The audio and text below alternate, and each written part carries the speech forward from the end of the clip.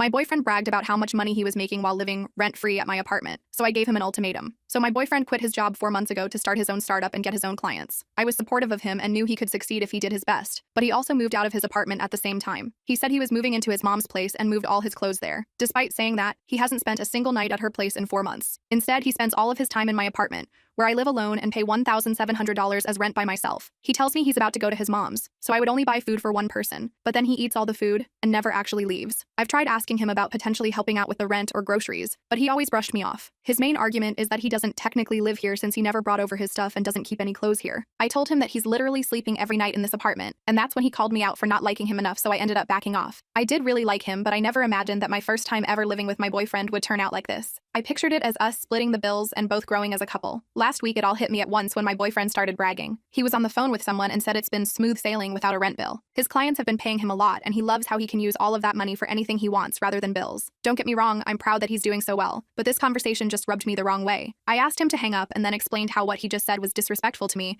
because I've been telling him how I cannot afford enough groceries for the two of us. I told him that I was proud of him and would appreciate him helping me out. If he wouldn't do that, then I wanted him to leave and stop sleeping over at my place. He panicked when I said that and started apologizing, after which he promised that he would send me some money at the end of the week. I was impressed at how quickly he understood me and thanked him. Unfortunately, I was being way too gullible. About 8 days after that conversation, he still hadn't sent over any expenses, so I asked him, and he told me he had run into some problems, so I would have to wait. He sounded apologetic, but I knew I had to put my foot down, so I asked to see his recent purchases. To my surprise, he just got up and started putting his shoes on. He told me he was going to a dinner party with clients, and that he didn't have time to talk to me. I asked who would be paying, and he literally went, "It's my clients, so obviously I would be treating them." I don't know why, but something in me snapped.